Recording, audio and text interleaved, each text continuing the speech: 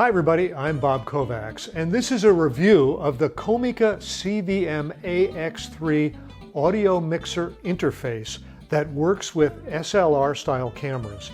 Now this Comica device comes with a 1/4 inch screw on this plate here that's on top of the mixer that mounts to the underside of your camera.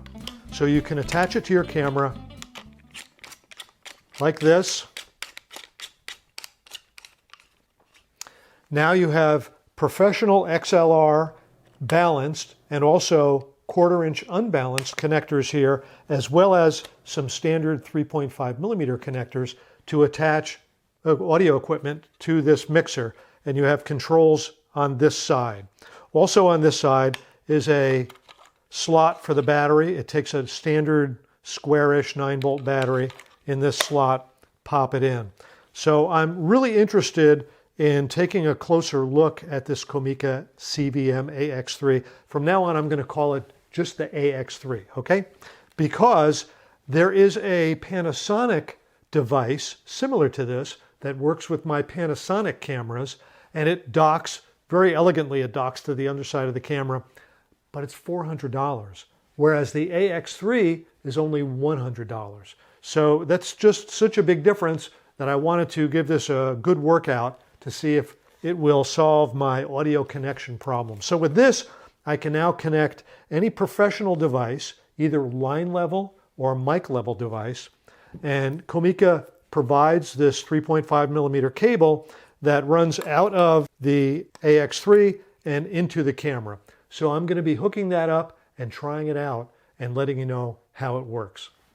The AX3 comes with a surprisingly good manual, although one of the things it doesn't tell is it doesn't tell if the output of this AX3 is line level or mic level. I discussed it with the company. They couldn't tell me either, so I tested it, and the output of the AX3 is microphone level. That's super important because most SLR cameras, not just my Panasonic SLR cameras, but most SLR cameras require a microphone level input. Some of them will take a line level input as well, but most of them, in fact all of mine, will just take only a microphone level signal. They won't take a line level signal. And the Comica people couldn't tell me if the AX3 was mic level or line level. The feeling I got from them was that it was line level, and I'm like, oh my God, well, I won't be able to use that. And then they sent it to me, and I tested it, and I discovered it is mic level. So if you have an SLR, a Canon, a Nikon, a Sony, or a mirrorless camera, my Panasonics are actually mirrorless cameras, they all have microphone level inputs. So the Comica AX3 will in fact work with your SLR camera. Right now I want to do some testing with the Comica AX3 with my Panasonic GH5 camera. I have the AX3 connected to the GH5 right now. So right now I'm recording through the AX3, through the mixer, into the Panasonic camera. Right now I've got this lavalier going. This is a very nice Sony lavalier. That's an ECM-88. If you look that up, you'll find out it's a pretty nice microphone and it sounds pretty good. The ECM-88 is powered by a single AA battery in this external power source. So it actually works like any microphone that you might plug into anything like that. I think this has a phantom power option, but I'm not sure about that. In any event, it's being powered by that single AA battery. This is a little test with the Sennheiser 835 dynamic microphone. This is a microphone that does not require phantom power. It's just a plug-and-play microphone. So right now I've got it going from the microphone into the Comica AX3 mixer, coming out of the mixer into my Panasonic GH5 camera. And this is what that sounds like, and it should be sounding pretty good. I've got a monitor off on the side, and I can see that there's plenty of audio display, so it should be nice and loud and clear. All right, let's try the Sennheiser 835's brother, the 865. And this is using the Sennheiser 865 phantom-powered Electret microphone.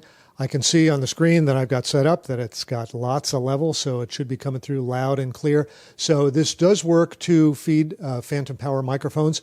I did discover a little quirk. You have to turn the phantom power on, and then there's another switch that says line mic pH. You have to put it in the pH setting for the phantom power to be fed to the microphone so the microphone works.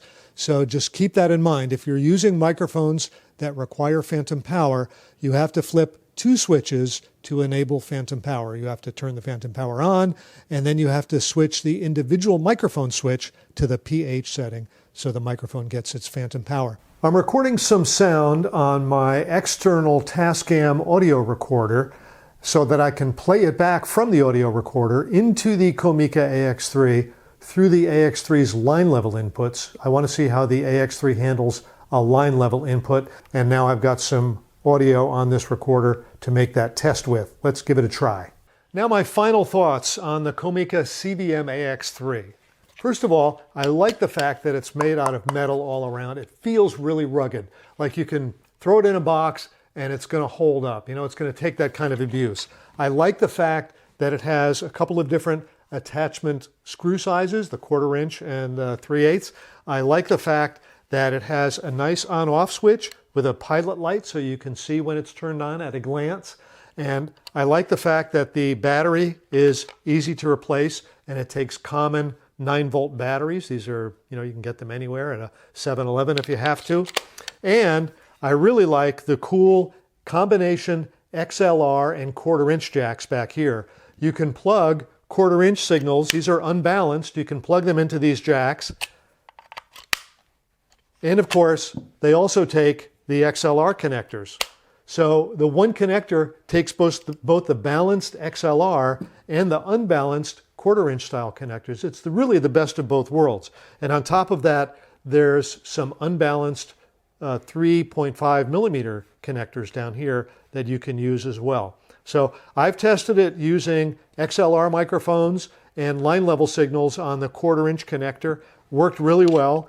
The switches you're going to have to figure out. Take some time to learn what the switches do, but basically they allow you to select between microphone, line level, and phantom powered sources.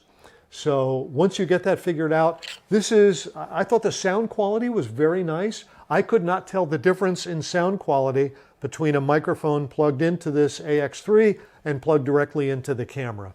Now, there probably is a difference, and I was just listening to it with my ears. I couldn't really hear the difference. So for the $300 difference in price that this is compared to the Panasonic XLR1, which is the device that Panasonic makes to interface professional audio signals with their cameras. In this case, I'm using a Panasonic GH5. For the $300 difference, this costs $100. The XLR1 costs $400. This is a steal. Now, if you're working at the higher end and you want to make sure you've got absolutely the most pristine signals, go with the Panasonic, the more expensive box. But if you're working at the level that I'm working at, none of my clients are going to hear the difference when I use the AX3. I think it sounds perfectly good. I mean, it sounds exactly the same as the audio that I plugged into the camera. So that's my review of the Comica CVM-AX3. Hey everybody, I'm Bob Kovacs. Thanks for watching.